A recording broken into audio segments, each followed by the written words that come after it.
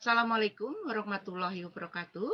Saya Ibu Endang Srikanti SPD akan mengajak kalian untuk belajar seni budaya kelas 7 semester 1 tentang seni rupa, yaitu menggambar flora, fauna, dan alam benda. Karena ini pembelajaran online, peraturan belajar online itu ada beberapa poin, yaitu ada 4. Kalian baca saja, kemudian kalian perhatikan. Baiklah, selanjutnya kita akan membahas tentang kompetensi dasar pada materi kali ini. Yang pertama, yaitu memahami unsur, prinsip, teknik, dan prosedur menggambar flora, fauna, dan alam benda dengan berbagai bahan. Kemudian, yang kedua, yaitu kalian, siswa dapat menggambar flora, fauna dengan alam benda. Itulah 2 kompetensi dasar yang harus kalian kuasai dalam materi ini. Adapun tujuan pembelajaran, ada 3 poin yang harus kalian perhatikan. Melalui kegiatan pembelajaran ini, diharapkan peserta didik dapat 1. Mengidentifikasi kekayaan dan keunikan flora fauna alam benda Indonesia. Kemudian yang kedua, yaitu siswa mampu mendeskripsikan keunikan flora fauna dan alam benda Indonesia. Kemudian tujuan pembelajaran yang terakhir, peserta didik diharapkan dapat atau mampu menggambar flora fauna dan alam benda. Itulah 3 tujuan pembelajaran pada materi kali ini.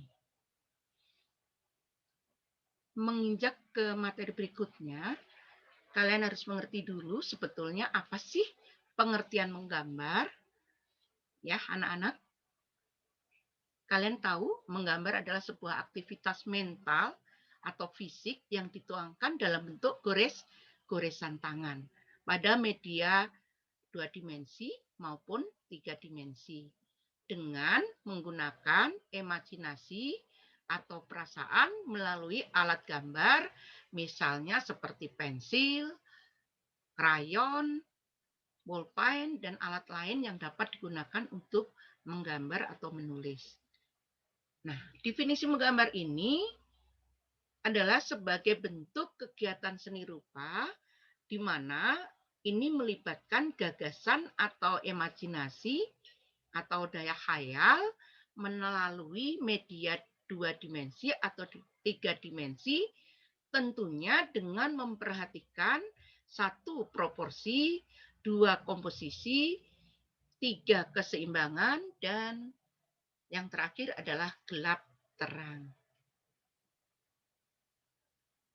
Perlu diketahui bahwa objek menggambar itu ada 3. Di awal kita sudah pembahasan bahwa objek menggambar itu bisa dibedakan ada 3. Yang pertama adalah alam flora atau yang sering disebut tumbuhan. Kalian bisa memilih aneka tumbuhan yang ada di lingkungan kalian, misalnya bisa bunga, bunga mawar, bunga anggrek, atau yang lain-lainnya yang berkaitan dengan flora. Kemudian objek gambar yang kedua adalah objek fauna. Apa itu fauna? Fauna yang berkaitan dengan hewan, misalnya kuda, zebra, burung, dan lain sebagainya. Objek menggambar yang ketiga itu yang ada di alam benda. Alam benda itu yang ada di sekitar kita, ya misalnya guci, lemari, sepatu, dan lain sebagainya. Mungkin kalian bisa memberikan contoh yang lain. Ya, baik, selanjutnya di dalam menggambar yang perlu diperhatikan faktor yang penting adalah komposisi. Apa itu komposisi? Komposisi itu adalah susunan atau letak objek gambar yang menyatu. Ya, bahwa menata sebuah karya gambar itu perlu susunan atau letak objek gambar dengan tepat. Nah, dibedakan komposisi itu ada 2, anak-anak. Yang pertama adalah komposisi simetris, ya, keseimbangan yang dibentuk sama persis seimbang, itu simetris. Kemudian komposisi asimetris, yaitu objek gambar memiliki proporsi bentuk yang sama, tetapi keseimbangannya berbeda. Namun, di sini tetap memperhatikan keseimbangan dan keindahannya. Ya, kalau bahasa simpelnya simetris itu beraturan, asimetris itu tidak beraturan. Baik, kita lanjutkan bahwa proporsi merupakan perbandingan antara bagian yang satu dengan yang lain secara menyeluruh. Nah, ini adalah contoh-contoh komposisi dalam menggambar, ya. Misalnya gambar yang satu ini yang pertama komposisi simetris, tadi kita simpulkan bahwa simetris itu adalah beraturan. Lihat gambar yang pertama, posisi lingkaran dan segi empatnya itu beraturan. Tapi gambar yang kedua yang asimetris, bentuknya sama tetapi penempatannya berbeda. Ini yang dimaksud dengan asimetris.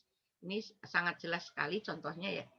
Bisa kita lihat di gambar ini ya dalam bentuk seperti ini. Ini kalau sudah berbentuk objek gambar.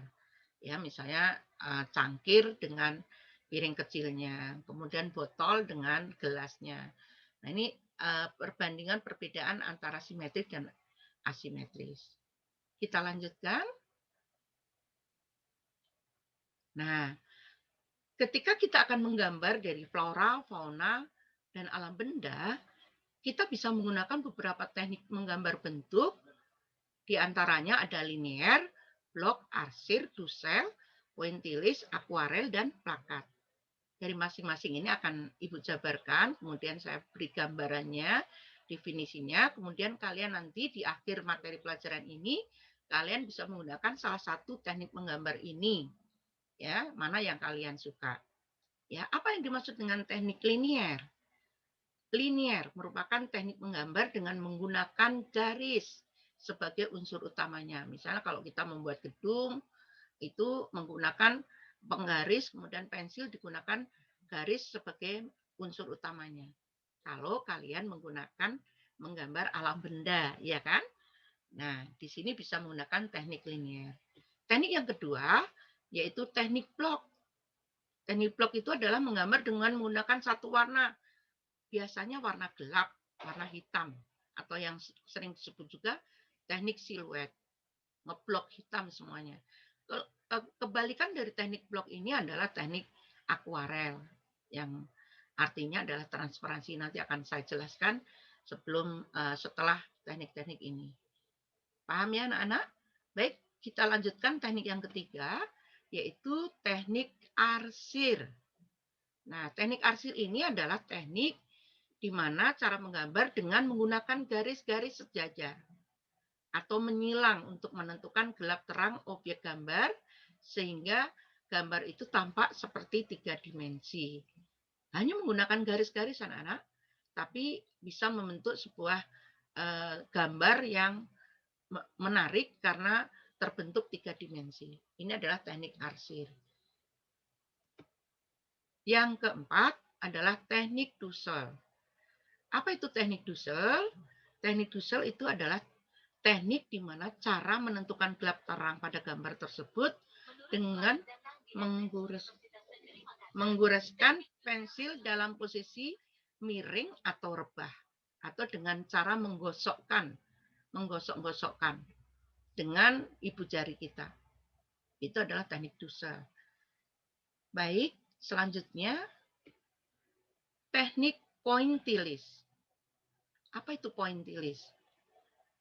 Arti daripada pointillis adalah titik-titik. Ketika kita memberikan gelap terang pada sebuah gambar dengan memberikan titik-titik pada poin-poin tertentu, ketika memberikan titik-titik padat untuk bagian gelap dan titik-titik yang jarang untuk bagian yang agak terang, inilah kalian berarti menggunakan teknik pointillis dalam menggambar. Ini contohnya kita membuat satu set teko dan gelas. Nah, ini bisa kamu gunakan dengan teknik ini anak-anak ya. Dan kita tentukan kalau titik-titiknya padat, maka itu akan terjadi bagian itu gelap. Begitu juga sebaliknya. Next, selanjutnya, teknik akuarel. Tadi di awal sudah Ibu jelaskan bahwa teknik plakat kebalikannya adalah menggunakan teknik akuarel. Apa itu teknik akuarel? Teknik akuarel itu adalah cara menggambar dengan menggunakan sapuan tipis pewarna cat air sehingga hasilnya tampak transparan atau tembus pandang. Ya, kebalikan dari teknik blok atau siluet tadi. Nah, ini biasanya menggunakan cat air ya anak-anak ya. Kemudian sapuannya tipis, tembus pandang. Ini arti daripada teknik akuarel. Kalau kalian nanti memilih teknik ini, maka menggunakan cat air sebagai media alat yang digunakan untuk menggambar. Selanjutnya, yang terakhir, teknik plakat, yaitu teknik di mana cara menggambar menggunakan bahan cat air atau cat poster dengan satuan warna tebal sehingga hasilnya tampak pekat dan menutup. Hampir-hampir sama dengan blok ya anak-anak, hanya ini digunakan untuk media gambar yang tidak satu warna, bisa menggunakan warna yang lain. Bedanya plakat dengan blok itu seperti itu. Tapi menghasilkan sapuan warna yang tebal juga, tetapi beda ini. Yang terakhir, hukum perspektif. Nah, ini ada yang terakhir, benda yang besar semakin jauh terlihat semakin kecil. Jadi kalau kita memandang semakin jauh, maka benda itu akan semakin kelihatan kecil. Ya, garis sejajar mengarah ke horizon akan bertemu ke satu titik hilang. Ini adalah hukum-hukum perspektif. Jadi biasanya untuk menggambar gedung, menggambar jalan, kemudian menggambar tiang listrik yang tegak lurus menjurus satu titik, itu biasanya menggunakan hukum perspektif. Nah, ini digunakan untuk bentuk-bentuk bangunan biasanya. Demikianlah yang bisa saya sampaikan untuk materi kali ini. Kemudian kalian harus mengerjakan tugas yang Ibu berikan, ada 3 poin. Satu, kalian membuat rangkuman, kemudian mencari contoh gambar flora fauna, dan yang terakhir kalian harus membuat memilih di antara gambar flora fauna atau alam benda dengan teknik-teknik menggambar yang sudah Ibu jelaskan. Terima kasih. Assalamualaikum warahmatullahi wabarakatuh.